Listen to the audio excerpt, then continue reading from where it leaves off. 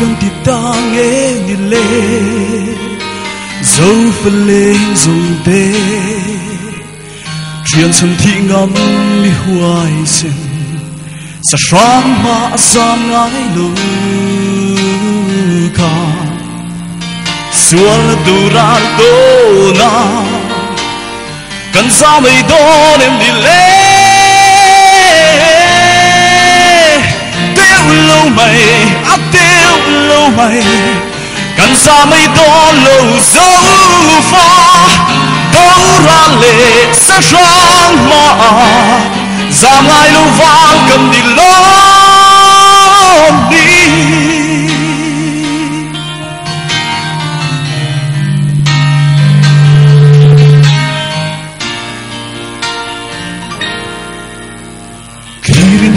về đi la cần vang khóc quy lại tua xua là đâu ra liền trang lại tua lên lên về lên cần ra mây đô em đi lê cần có mây đô em đi lê tiêu lâu mày áp lâu mày cần có mấy đó lâu dấu pha đâu ra lệ sa sáng mà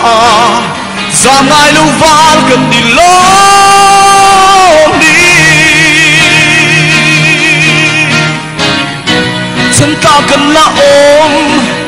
mình chân ru đi áo hi lại không bê liên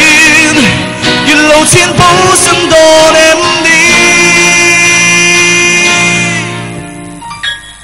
tiêu lâu mày áp tiêu lâu mày cần ra mấy đô lâu dấu pha